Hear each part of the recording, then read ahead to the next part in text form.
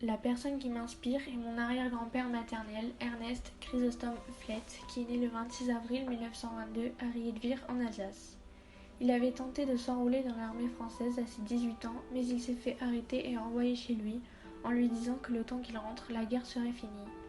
Or, en 1941, mon arrière-grand-père, comme tous les hommes alsaciens, s'est fait incorporer de force dans l'armée allemande. On les appelait les Malgré-nous. Mon grand-père voulait se battre pour la France et non l'Allemagne. Il a donc décidé de déserter et de partir pour s'enrôler dans la marine française à Toulon.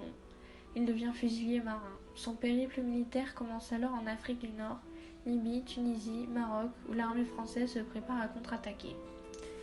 Le général Leclerc crée en 1943 un nouveau régiment, la 2e division blindée. Il part alors en Angleterre pour préparer le débarquement. Il devient conducteur de chars. Après environ une année passée en Angleterre, il traverse la Manche et participe au débarquement en Normandie, puis à la libération de Paris et d'Alsace. Lors d'un combat, son char, le Fantasque, reçoit un obus et explose. Mon grand-père est alors blessé et sauve ses camarades en les sortant du char. Ce geste lui a valu la Légion d'honneur qu'il a refusée car il estimait qu'il avait fait son devoir. Ses blessures à la tête l'ont plongé dans un long coma qu'il a passé à l'hôpital militaire. Il m'inspire car il était très courageux et humble. Il est mort le mois dernier à l'âge de 98 ans. Il faisait partie de ces derniers héros ordinaires dont il faut se souvenir.